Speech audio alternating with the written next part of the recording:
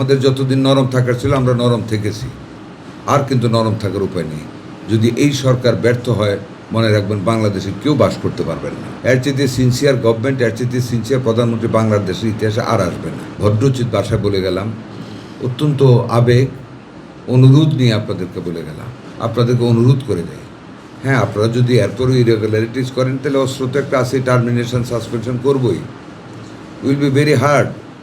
আমাদের যতদিন নরম থাকার ছিল আমরা নরম থেকেছি, আর কিন্তু নরম থাকার উপায় নেই। যদি এই সরকার ব্যর্থ হয়, মনে রাখবেন বাংলাদেশে কেউ বাস করতে পারবেন না, কেউ বাস করতে পারবেন না। এর চেয়ে সিনসিয়ার গভর্নমেন্ট, এর চেয়ে সিনসিয়ার প্রধানমন্ত্রী বাংলাদেশের ইতিহাসে আর আসবে না, ছিলও না। আর এইবারের কমিটমেন্ট যদি আমরা ফেল করি জুলাই অভ্যুত্থানের পরে, মনে রাখবেন আমরা শেষ হব না, আপনারা শেষ হবেন।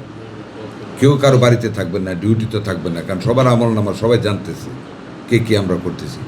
আমি খুব ভদ্রোচিত ভাষায় বলে গেলাম, অত্যন্ত আবেগ অনুরোধ নিয়ে আপনাদেরকে বলে গেলাম, মুক্তিযুদ্ধের ইতিহাস বলে গেলাম, কত মানুষের সেবা করেছি, কত রক্তাক্ত লাশ কাঁধে করে নিয়েছি, কত দর্শিত মেয়েকে রক্ষা করেছি বা মেরেও ফেলেছি পাকিস্তানিদের হাত থেকে বাঁচানোর জন্য। এই দেশটার স্বার্থে তৈরি দেশটাকে আপনারা ধ্বংস করবেন না।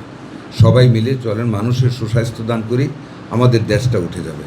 লক্ষ লক্ষ ছেলে মেয়ে আমাদের বিদেশে, এরা যদি টাকা না পাঠাতো এই দেশের রিজার্ভ শূন্য হয়ে যেত, কেউ খাইতে পারতেন না, চাকরির বেতনও পাইতেন না।